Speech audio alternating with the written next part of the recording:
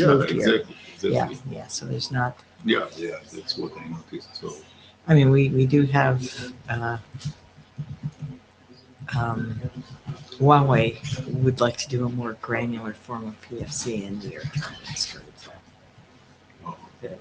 That we don't think it's worth tweaking that more.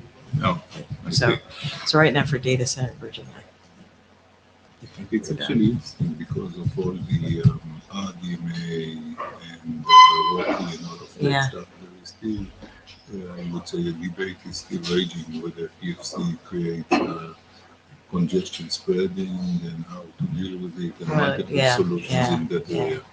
Yeah, well, there's no debate that it causes. There's a lot of. I mean, we're looking at. I know Microsoft and Milliseconds are looking at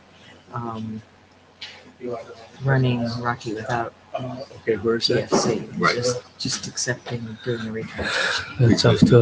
Doing the best congestion control. So after this bounded latency stuff, we get to the reliability. That's really, And not this time. Yes. Yeah. Nice to meet you. Okay. Thank you for your help. Yes. So we should get started. Okay, I think we need to start. Yes.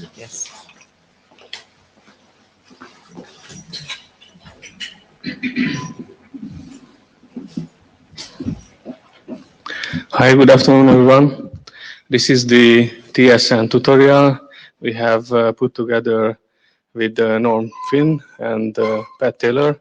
I'm János Farkas from Ericsson. I am the chair of the time-sensitive networking task group.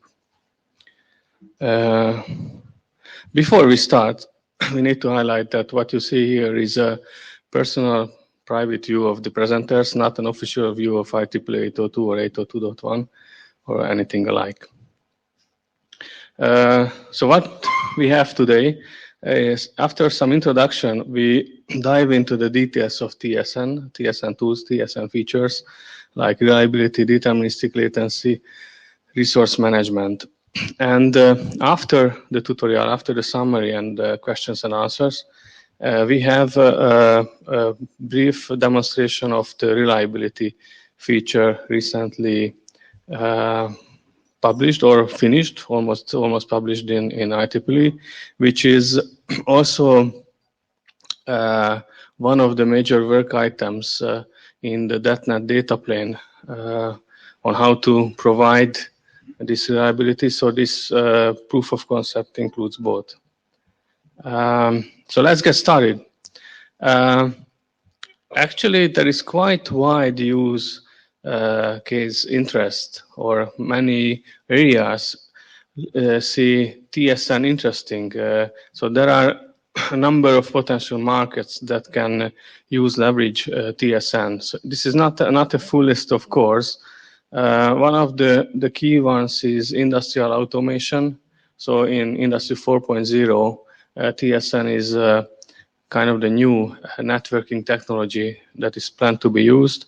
And automotive or vehicular networking is very keen on having Ethernet in the car, controlled by TSN tools. And you see many others, including 5G, that can also leverage TSN. There is work going on how to provide Ethernet transport for the front-haul interface, which is part of 5G. So TSN, what is TSN? TSN is actually one of the task groups in the IEEE 802.1 working group, which is part of the 802 Landman Standards Committee that develops landman standards and mainly focuses on the data link and physical layers. 802.1, as illustrated in the figure, sits on top of the 802 scope, this green field. Do I have a laser pointer here?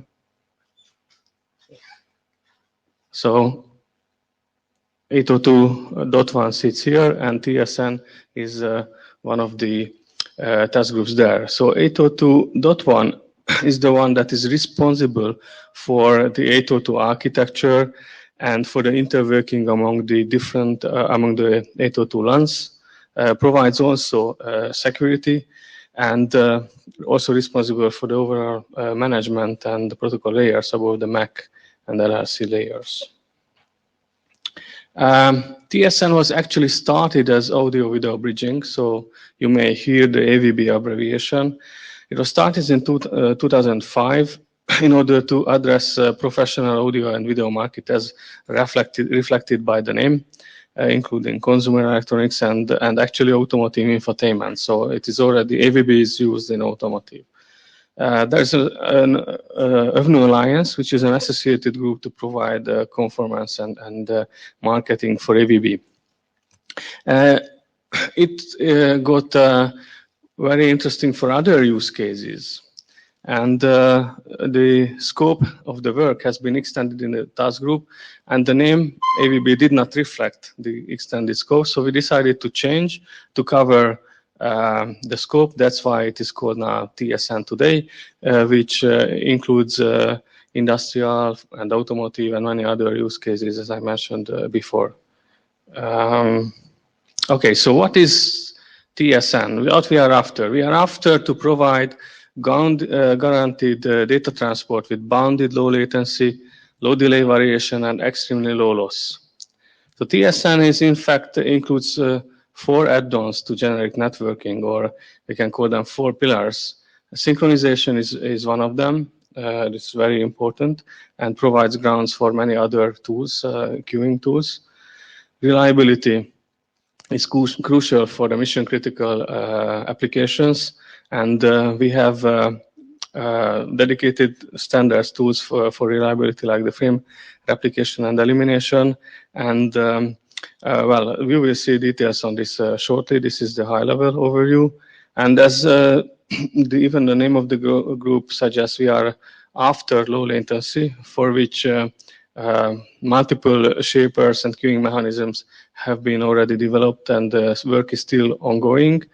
And together with the resource management, which is essential in order to provide zero congestion loss, that's what we are after. So these two are to provide the zero congestion loss, and for the reliability is against the loss due to device failure. Then I would give the word to Norm to elaborate why are we doing this and what is in scope. Thanks. Thanks, Norm Finn, Huawei. You finished talking that one? You ready? Yes, this is your one. Oh, okay. We're targeting real-time applications. And by real-time, I mean something happens and you have to respond to it, or something horrible will happen, like 2 parts of the machine will bang into each other, or the plane crashes. So that means what we care about is worst case latency. Most of the applications, not all of them by any means, but many of the applications are control loops.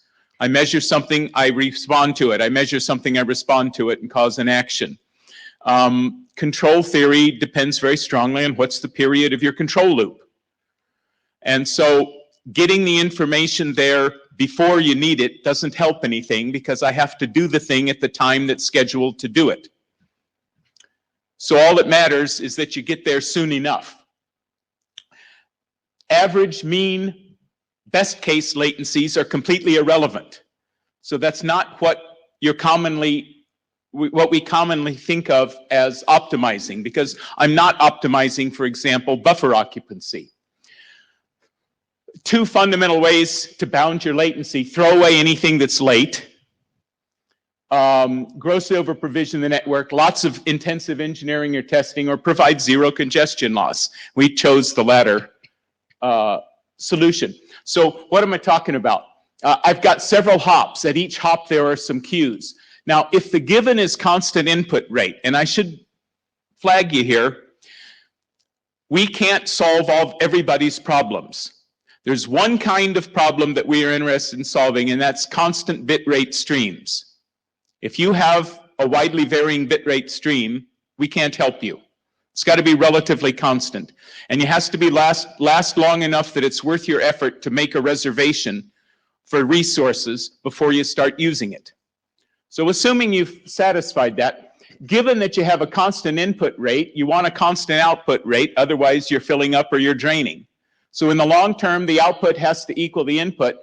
We find that then the latency is necessarily bounded if you're not throwing anything away. So how do we get zero congestion loss? What we do is at every hop, the packets per interval in equals the packets per interval out. The data rate in equals the data rate out. Now, packetized data is not a constant bit rate stream, and I typically have a bunch of streams that I want to do this with, all going out the same port. They have different data rates, so I can't perfectly space everything. So there are going to be gaps and bursts in each individual flow. So what we do in TSN is we reserve enough buffer space. We reserve the buffer space before the flow starts. We use a queuing and a queuing and shaping discipline that minimizes the interference between flows, and also provides a predictable gap and burst behavior so that we can figure out what is the worst case of the bursts versus gaps in two adjacent hops. That tells us how many packets we have to buffer in each node to ensure that we never miss an opportunity to transmit. So that when it's my flow's turn to transmit, I have to have a packet there. That means I have to have a buffer of a few packets. So we want queuing algorithms that will give us a small number of, the smallest number of packets, because that gives us the best latency. But it's got to be predictable. It's number one thing. And then for certain known delay variations, for example, it may take a varying amount of time to get from the input port to the output queue. It may take a slightly varying amount of time to get from the output queue, having selected for output, until it actually hits the wire. There are lots of variations in there. You have to have a little bit of extra buffer for the variations, because a variation in delivery time means you're storing data. That's the only way you can have a variation in delivery time, is that you're storing data. And when that time varies, you wind up dumping the data. There has to be a place for it. So, having computed the buffer space, we can get the latency. Now, to give you an idea of what we're doing, the usual best effort kinds of service. Oh, this doesn't have a. Okay, the usual best effort kinds of service. The more buffers you allocate, the fewer you drop. Where is it? That one. Thank you. Okay. The more buffers you allocate, the fewer packets you drop. If you look at what is the latency for an average packet, you find there's a minimum. It's got to get to where it's going.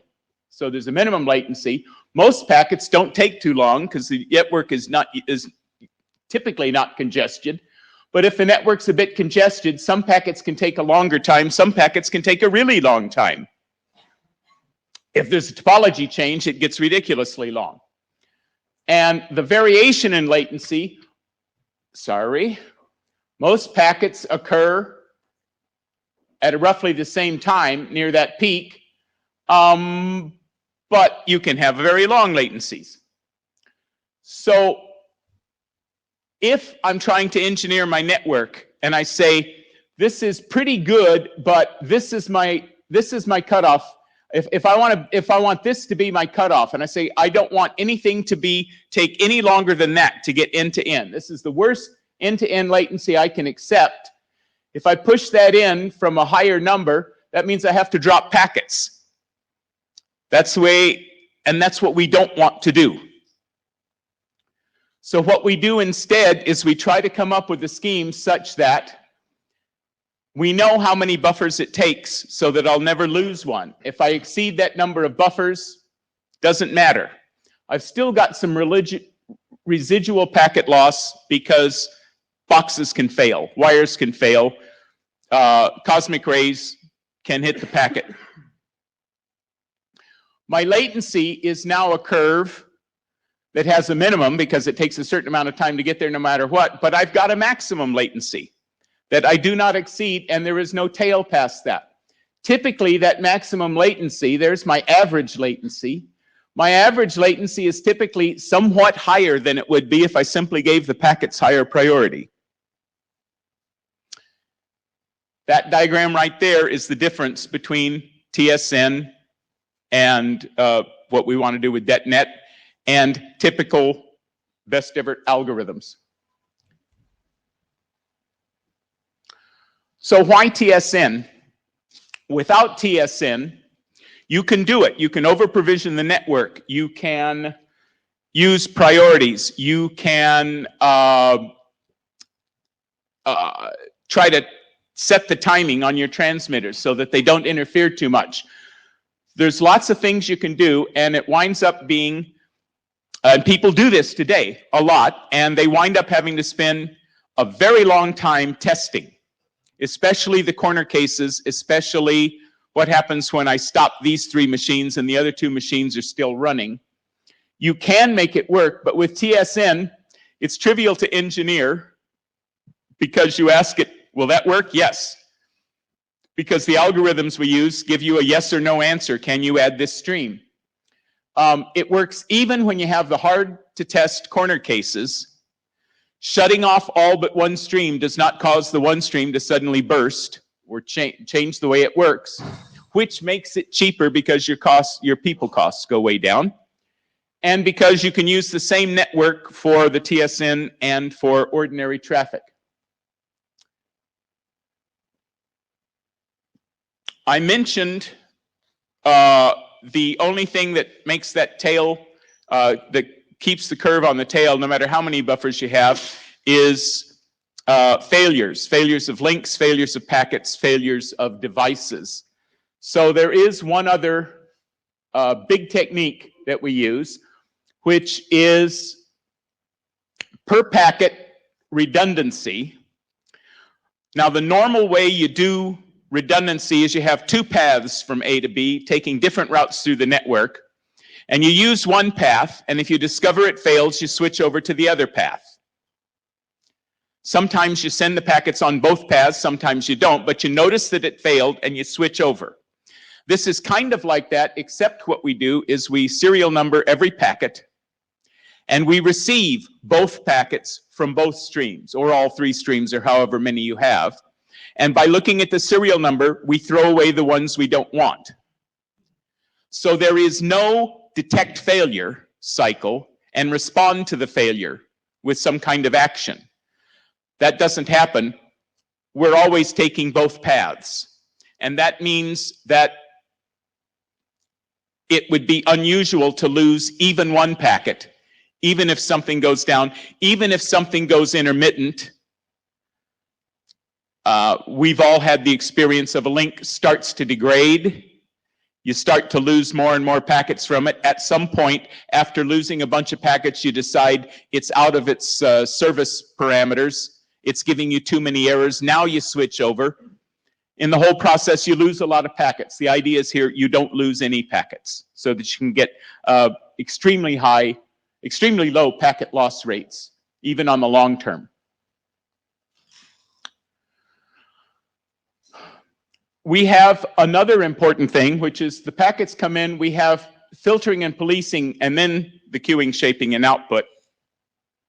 This doesn't show the forwarding, but of course there's a forwarding choice in here too.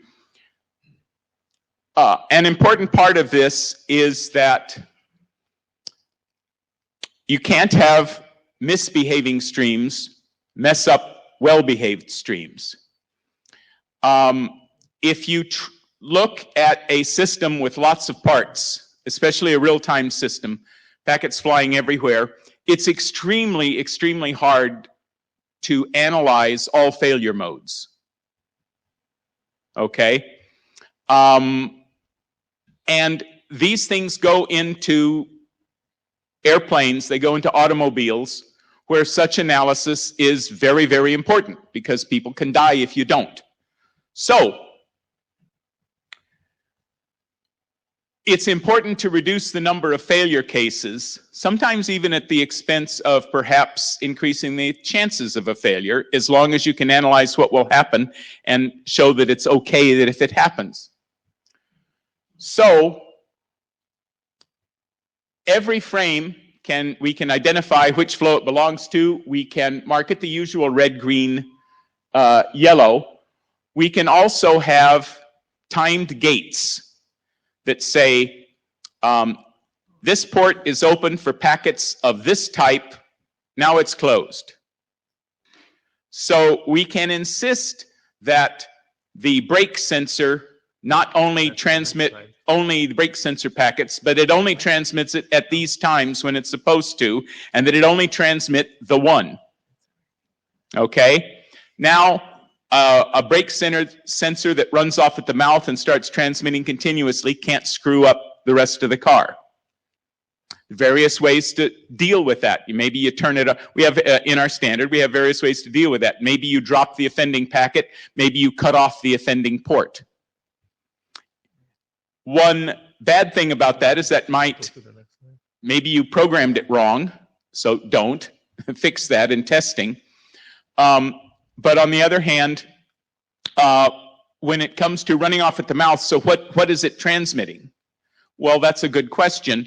That's a lot of failure modes. If it's transmitting too many packets when it shouldn't, then you know something's wrong. And I guarantee your failure analysis did include the case where that thing dies. So if it does anything weird, you shut it down. Your failure analysis has covered that. That's a good thing when you're trying to figure out what's broken. So we can protect against bandwidth violations. The decisions can be per stream, per priority. We have the gate can be operated on a time schedule. All of the devices can be synchronized, so the time schedules are running all the time. So I can set my input gate to match the output gate at the other side. And now we have the next section for Janos to take. Okay, so after the reliability aspects, which is includes protection in the ingress, let's see what happens on the other box at the output port, the queuing mechanisms, in order to provide deterministic latency. I guess you are all familiar with the strict parity queuing, where it was started in 1998. So that was the basic queuing mechanism we had, and to that weighted queues were added with simple hooks in order to not to overspecify the details. And this is the first mechanism that was actually specified by the AVB test group for audio video bridging streams at the time. It is called credit-based shaper. I will explain in the next slide why the name. This is so the shape queues. Oops, laser pointer. The shape queues are these. So this is in these diagrams the marking for the shapes. The shape queues have higher priority than any other queues, and this mechanism still guarantees bandwidth to the highest priority that is not shaped, like priority 7 in this example. The credit-based shaper is similar to a typical run rate burst rate shaper, but very nice with very nice properties. It has only one parameter to set up, and as I mentioned already, the impact on other queues or the number of adjacent shapers is tractable, and it doesn't depend the impact to the other queues on how many shapers you use. Let's see what it is. So why it is credit-based shaper. So in the idle period, here in the idle slope, each queue or the queues collect a credit, which are used actually when a frame is transmitted. So the credit goes down when a frame gets transmitted. So if you go negative with your credits, then no transmission is possible from that queue. So that's actually a key difference compared to token bucket, that the credit can go negative. This credit accumulation can be weighted, so you can add the weighted aspects if you want to the credit-based shaper operation. So that's the AVB queuing, if you heard that term. And what I'm explaining from now on was specified as TSN. Well, it's all one package together today. So this is called scheduled traffic, which introduces time-based scheduling to the queues. It is to reduce the delay variation for CBR streams, which are periodic with known timing. Actually, it is time-based programming of the bridging queues, the 8 queues, and the tool is these time gates up front of each queue. So there is a gate before the transmission selection up front of each queue, which can be open and closed. And these gates are programmed according to the time. So it gives a time schedule. And of course, you need to know the time. So time synchronization is needed. So you can establish time slots or can do quite fancy things with this tool, the time-gated queues. For example, the time-gated queues are the basic tool we use for the cyclic queuing and forwarding, which is, in a sense, uses double buffers to establish cycles in the network. And the goal is that each packet spends exactly one cycle at each hop.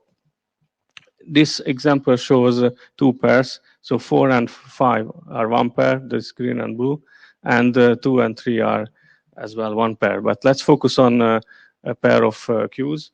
So what happens is that the frames that you receive are collected for a certain time period, and then with one of the queues, and then they are transmitted, and the collection happens in the other queue. So the 2 queues are served in an alternate fashion, and that's what provides the cyclic queuing. And in order to achieve this alternate operation, we use the time gates up front of the queue. So actually, we program the time gates according to the cycle time we want to achieve. What I described or actually all of us described up to this point are all done work, published or close to published standards. The next slide is ongoing work. It is called asynchronous traffic shaping, which aims to provide zero congestion loss without time synchronization. What happens is that we aim to smoothen the traffic pattern by shaping per hop and give priority to urgent traffic over more relaxed traffic. This figure illustrates it. So what you see, these are the classic 8 queues. So this is a kind of, you can see it as a kind of hierarchical queuing that up front, before that, using the ingress filtering and polysync tools we have specified and provides a lots of possibilities to play with. One of them is to implement asynchronous traffic shaping. So that's where the decision is made which flow or which packet is more urgent than the other. And then after making that decision, they get into the regular 8 queues. So that's how the shaping from one hop to another is implemented. And I give the word to Pat, who was the editor of the frame preemption standard. Right. So I was the editor for the frame preemptions, the part of preemption that went in 802.3, because in this case, this is a facility that needs to be supported by the MAC, as well as by the part of the link layer above the MAC. So when we have the scheduled traffic, that scheduled traffic is like rocks during the transmission time. That those rocks can't move; they always happen in that spot.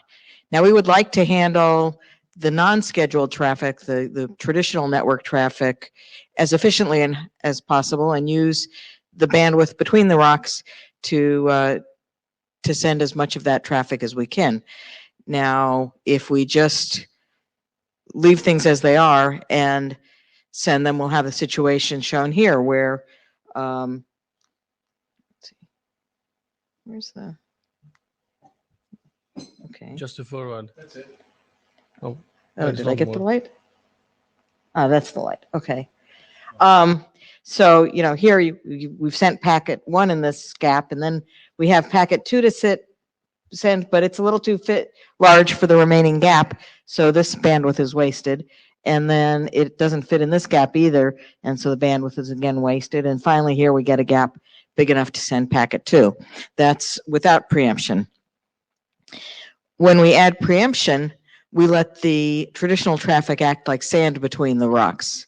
So in this case, it's okay that there's not enough room to finish sending packet 2. We can start it here and use the bandwidth.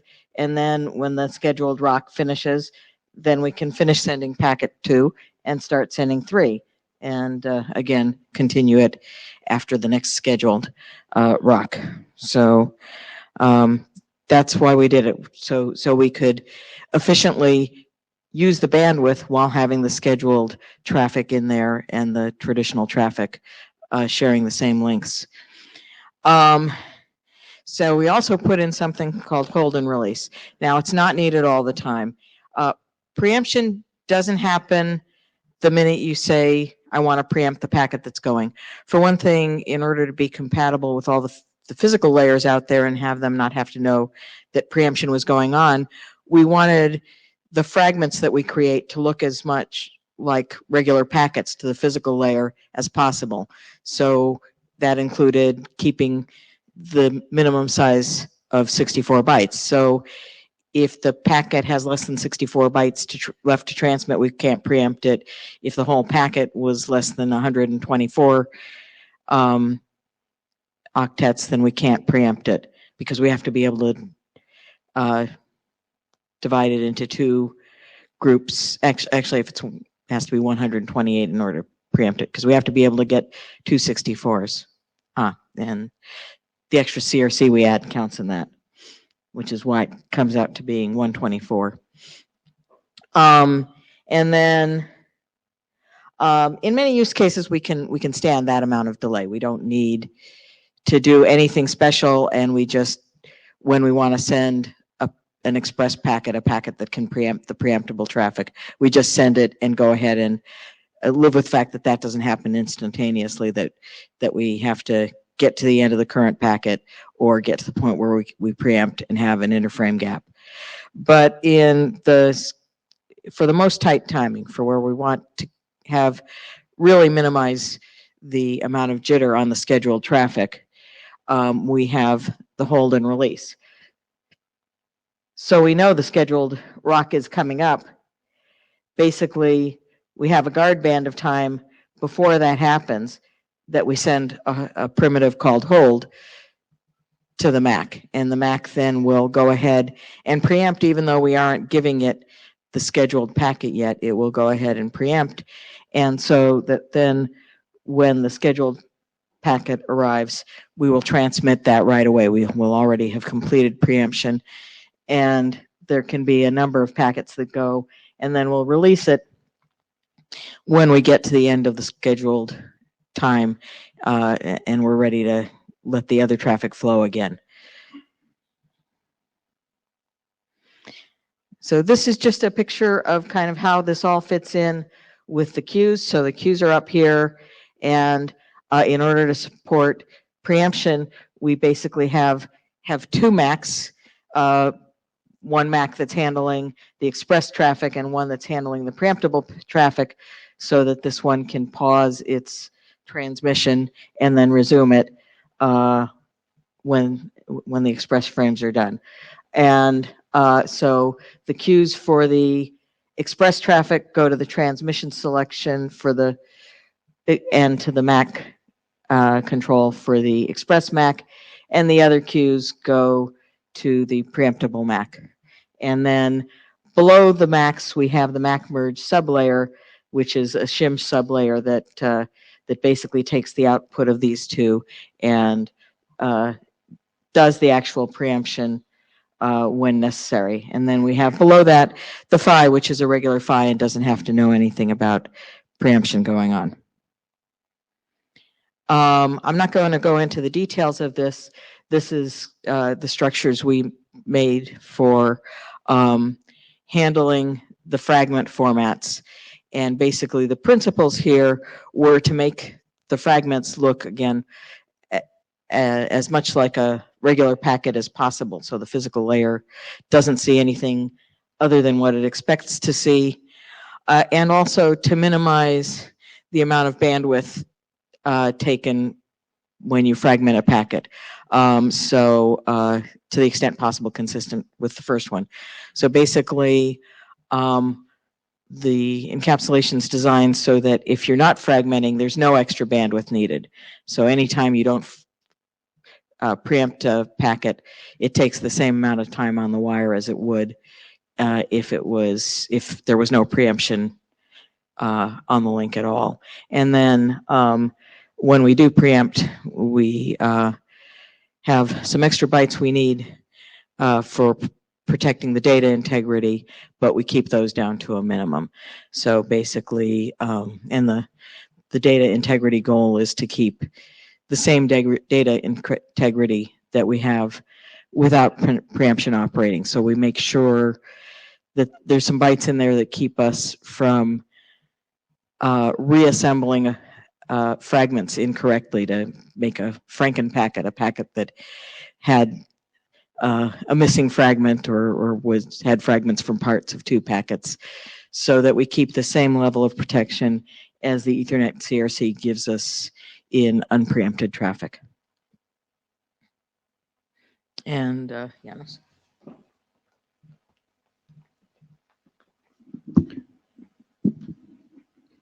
Okay, so after these, let's take a look on the fourth pillar, the resources. So what do we have on that front in TSN? We have a document describes that in QCC that describes TSN configuration and the three approaches we can have in TSN. One of them is the fully distributed model. That actually means you use distributed protocols for resource protocol for resource reservation. We have next slide explains a bit on the already existing distributed protocol, and we have recently started the development of a new one in order to provide better scalability. The fully centralized model is when both an network equipment like the bridges and the end stations hosts are under control of a central entity, which can happen, for example, in a factory, that all the end stations and the bridges are desired to be under the control of the same entity. And the one that is also illustrated in the bottom is the centralized network distributed user model, where the bridges, the network nodes, are under the control of a central entity, which is called in this document central network configuration entity. And but the end stations, listeners, and talkers are not under the control. There is some protocol exchange or some information exchange between the end stations and the network, actually, via a user network interface. This document provides information model and YANG for TSN configuration. It is still an ongoing project, yes. Yeah, I guess maybe it's good. Yeah, it's a good point. So what you see here, when you see P up front of an abbreviation, that means that's still an ongoing project. If P is not there, then the work is done. Sorry, which one is? Well, for this, this is not for data centers, but a vSwitch sits in. So there are data center bridging standards. The question was whether a vSwitch is a bridge or an end station. And in DCB standards, we have a protocol exchange and so on when it sits in. So it's treated as sitting in an end station. But this is more for TSN, so we don't have vSwitch in this figure. So these end stations here are sources and sinks of CBR streams, and what we are after is how to provide the resources for those streams in order to provide the bounded low latency. As I mentioned, we have a protocol, a standard protocol, SRP, for the reservation of resources. So this is a distributed protocol that advertises the streams, registers the paths for the streams, even calculates the worst case latency end to end, and establishes the domain for AVB domain, what is it called, that can be used by the stream, so have the same characteristics or setups in the bridge, and ultimately, of course, reserves the bandwidth for the streams. The QCC project also provides enhancements to the SRP, stream reservation protocol. And we have a new work that has been recently started called the Link Local Registration Protocol. It is the foundation of a new reservation protocol to replicate and register the data that is needed, including the changes. And what we are after is better scalability. So we want to optimize it in the order of the database in the order of 1 megabyte. I need to highlight here that this work is not tied to bridges, so can be applied on other network nodes as well. So this is what we planned to talk about, and we have some stuff going on and available. We have no time to talk about, just to flash time synchronization. I mentioned in the beginning, it is very important. Like for example, for the time-gated queues, you have to know the time to program your schedule, or for the cyclic queuing, and we have standard for that, the 802.1as timing and synchronization, which is a profile of the IEEE 1588 precision time protocol for layer 2 Ethernet bridges. And there's an ongoing revision of this standard that includes addressing all these aspects, for example, providing better reliability.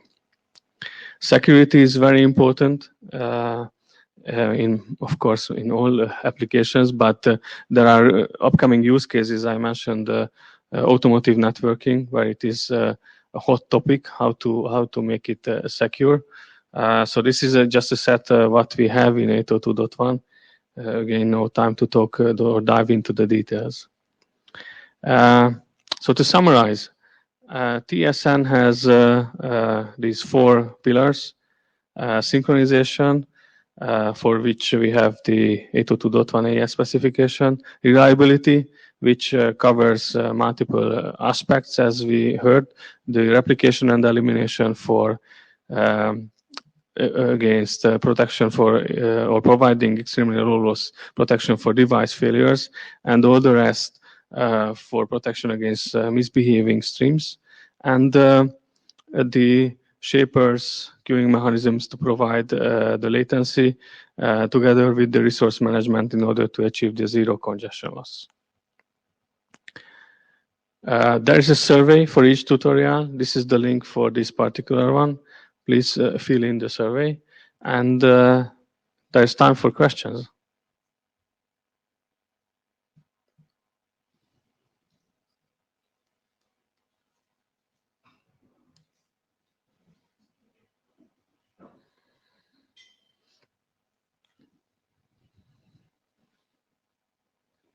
Hi, thanks for the information. You mentioned there was different types of scheduling algorithms you're looking at. And it sounded like at least one of them would not deliver early as well as not deliver late, right? So it was just as worried about early delivery as late delivery. Yes. But the other one I wasn't clear about, and you may have said it, and then maybe jet lagged and just missed it. But the one that's under development, does that also worry about early delivery? So I don't know if you want that to flip will, back to it. well, that will not deliver early either. So there is a, what is it called? There is a,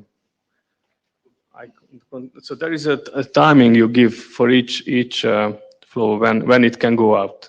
Yeah. So that's what happens in the higher, if you think of it as higher hierarchical queuing, that happens at the first step, expedited time. Yeah, it was actually that exact yes, point that I wasn't sure about, because since it was almost, you could look at it as strict priority queuing, it meant that if something was, if you had a packet there but you weren't quite ready to send it, does it block completely, or would it go send a lower priority? And we have two kinds of queuing mechanisms, and one kind is synchronized time-based, and the other is very much like int-serve, for those of you who are very old.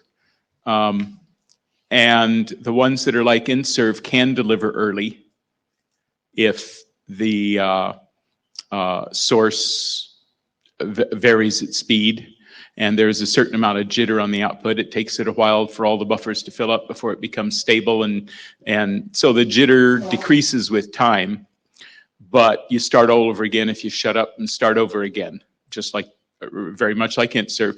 The other is time-based, and the time-based ones with synchronized clocks can deliver the packet within a fixed time window that's the same for all flows that are coming out of that port, or it can be down to a nanosecond if you want to do that. That gets a little tricky because of how many queues it will take and how many timers you have to handle a lot of different flows, but it can be very accurate. Yeah, I was asking it, I got on the very accurate one that you wouldn't deliver early. It was really on this one where it wasn't clear.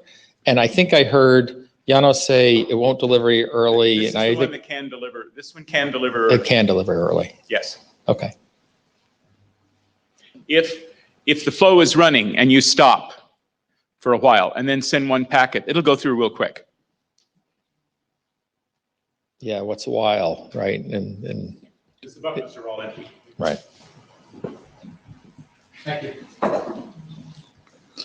I have two questions. So the first one has to do with the source and the destination, which looks like, if I got it right, they are excluded. And many times, I don't know what the assumption is for what type of devices those are, but many times significant amount of jitter and latency can occur at both ends. So how is that actually addressed here in the overall scheme? So one of the use cases is industrial automation, and in those cases, the sources and destinations are controllers and actuators, and the control flow is a CBR flow for the control loop between those. So that is very periodic, and that's why we can have these time-based mechanisms in the queues too. Okay, and the other one, so obviously IEEE is 8 queues, but you may have many flows. So what is in each priority level? So what is the mechanism by which you are dealing with competing flows? So yes, it's 8 queues, and it's up to you. I mean, you can allocate for competing, or I mean, put competing flows into different queues, and then you can have some control on those. Or what you can do is this in this green box, that the per-stream filtering and policing that can you can do very fancy things before they end actually in the queue, before the packets are put in the queue. And this is what the asynchronous traffic shaping uses, like internal priority value, for example, or yeah. And If I were building a strictly standard box, I'd be limited to 8 queues. If I were building something, if I were building a product for somebody, I'd very likely have a lot more than 8 queues. So still at the wire level, I'm going to have that interference no matter what. And so are we, so is that something that you guys are interested in the IETF to work with you on, or what is the areas that you're looking for? Because IEEE obviously is limited at some point, and the question is, exactly as you said, if I would build a product that does that, I obviously am not going to be satisfied with the number 8. So how are we dealing with that to create an end-to-end story? Right. So realize that the per stream part, the per stream filtering and queuing, that can be operating. That's not limited to the 8 queues. That's looking at the stream characteristics to figure out what stream the flow is in. So yeah, the final gating onto the network is in the priority queues, but there's also the filtering and queuing. And a stream is loosely defined as a 5-tuple? Yes. Yes, Well, that's one way. You can have multiple IDs. we have a standard 802.1 CB that allows you to identify the flow. Right now, it's by MAC addresses, VLANs, and IP5 tuples. Okay, right now. And a casual reader of the standard will see that it's really easy to add Other identifiers. you know, if you can do those flow, it's obvious how to do the others. And stay within the standard. Yes. Okay. I think that answers it. Okay, thank you. This was very educational. Thank you. I remember. You asked one other thing. Yes, this is packet based. It's not a bitwise CBR. Okay, so yes, there will always be stagger on the output because we're outputting packets.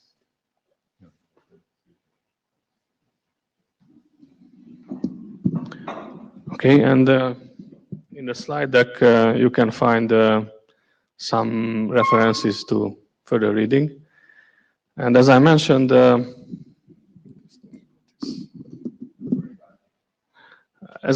we have a brief demo of one of the features. Yes, one more question? Yes, definitely. This is very related to .NET. Yeah. Okay, so maybe. So Lou and I co-chair DetNet, and the purpose of DetNet is obviously there's a lot of networks that aren't pure layer 2 networks, and we still want to provide these kinds of capabilities over layer 3 networks as well as over layer 2 networks. And so the purpose of DetNet is to provide the capabilities to handle this kind of traffic and set up the reservations and flows and such, so that we get these behaviors over layer 3 networks and not just over layer 2. So extending this up to the IETF domain. And we meet Thursday. Yes, we're meeting Thursday morning this week.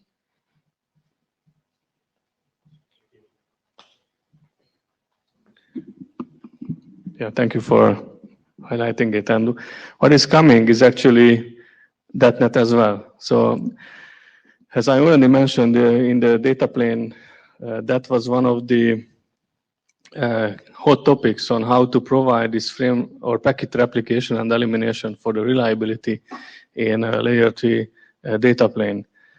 So what we have here is a proof of concept demo, both showing the layer 2 and the layer 3 data plane, and the packet or frame replication and elimination feature for reliability. So we focus on the reliability aspect in this case. And at layer 2, it is frame replication and elimination for reliability. So the 802.1 CB specification provides you the mechanism, actually includes a pseudocode. and provides the layer 2 data plane details. And in the DetNet document called the DetNet data plane solution, linked here, that provides the layer 3 data plane aspects. And in that document, it is called the Packet Replication and Elimination function. So that's why the two abbreviations. Both are, as explained below, as was explained during the tutorial, both of them based on having disjoint parts and sending the identical copies with a sequence number to the elimination point, which gets rid of the surplus.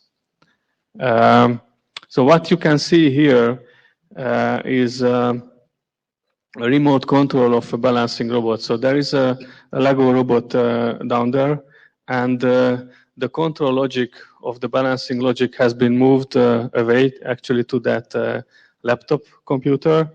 We have implemented the replication elimination function on PCs.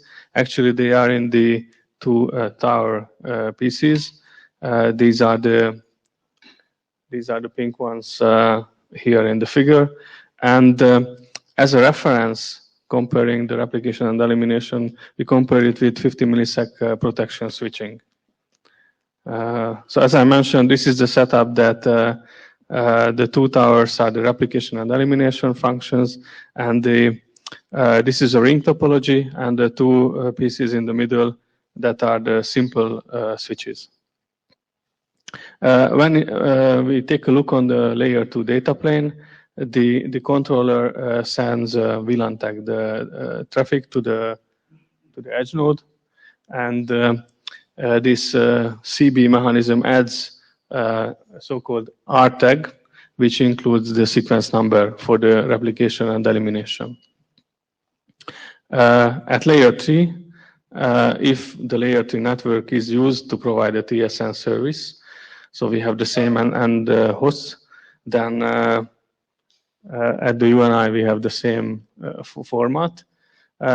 In case of an MPLS data plane, we have the MPLS transport label, and then we need a pseudo-wire label, and in case of the feature, the control word is mandatory, so we will have a DetNet control word, which includes the sequence number. And all the rest become payload with respect to DetNet. This is just a Wireshark capture on the wire. And so let's see the demo part. So the first scenario is when we have a link failure, and if we use a protection switching mechanism with the working tunnel, protection tunnel scheme, then we can get 50 millisecond failover. There are many mechanisms for that, and the application will be impacted. When we turn on the replication and elimination, then actually the packet loss is eliminated. So let's see. So the first case is when the protection switching is on, the replication elimination is not. Yes, you can come. Yes.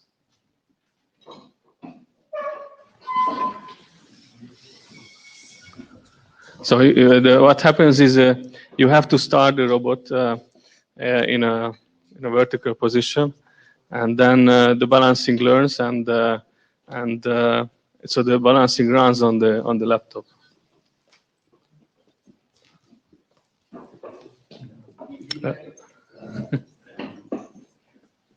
So it is a software link failure for now. At the end, we will see the physical link unplugging. It's easier for the demo for now to have a software link cut as illustrated in the figure.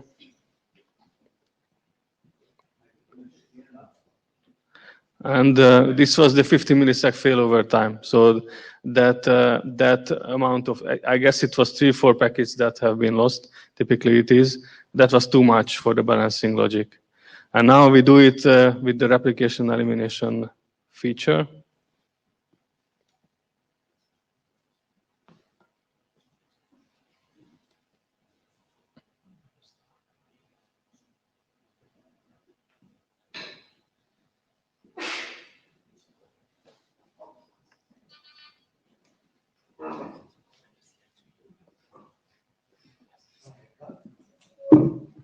So despite of the link failure, nothing survives. One of the flows, that was something else.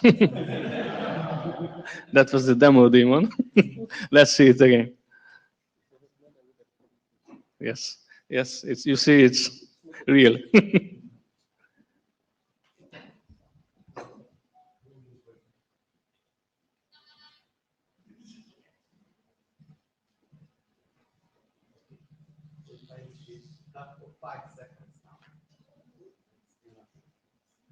So it survives. We have one of the flows in the redundant path. So we have actually, with the replication, it's on both flows.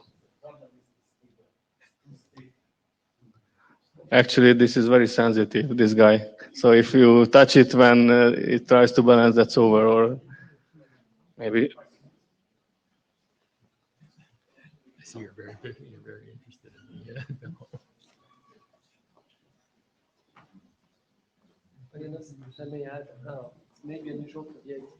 If I may add, it may be unusual to the IETF, but it's a very classical metric for the applications in industrial control loops. The number of loss in a row is very critical. Like usual, they will always let you lose a packet, but if you lose 3-4 packets in a row, they will stop the production line. If they have to stop the production line like twice in a year, your hardware is on the curb.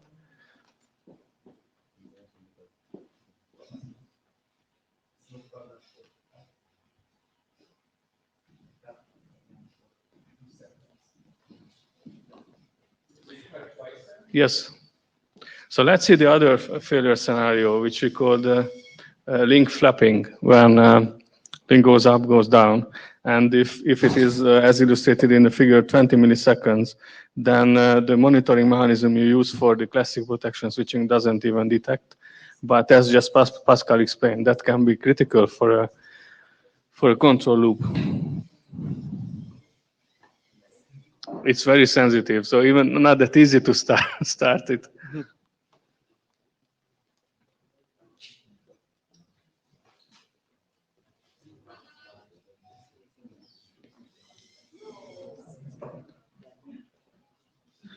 Yes, that's the control.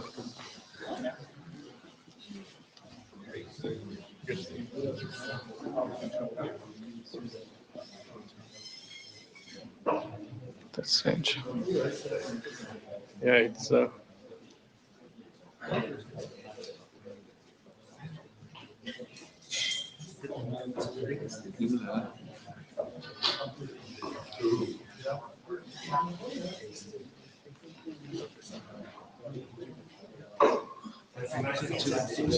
Okay, so this is the link flapping without the replication elimination. So that's not any better than the simple failure was. So let's see it with the frame application and elimination. So multiple failures or multiple link downs, as illustrated in the figure.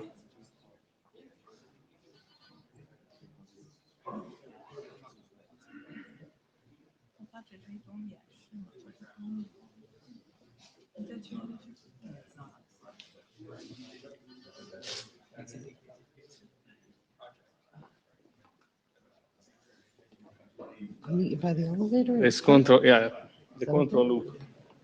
3? Yeah, well, whenever the demo's done. Yeah. It should be 10 minutes. Yeah. Yeah. Okay. On this level, Jody?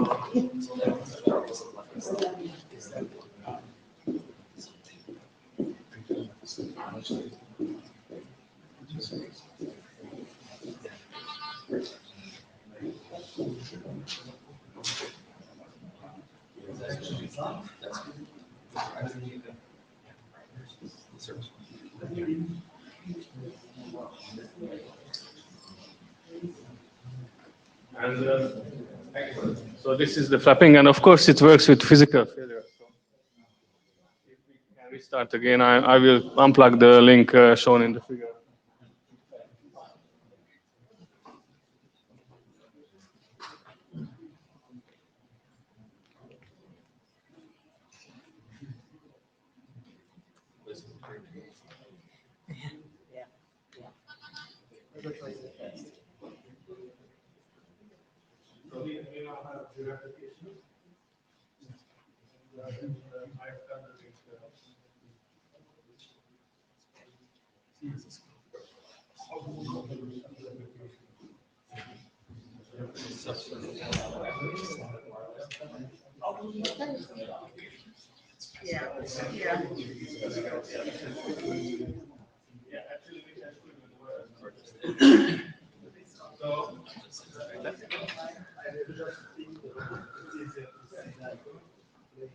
So thank you very much for your attention. If you are interested in the Wireshark capture, please come to the screen. Thank you.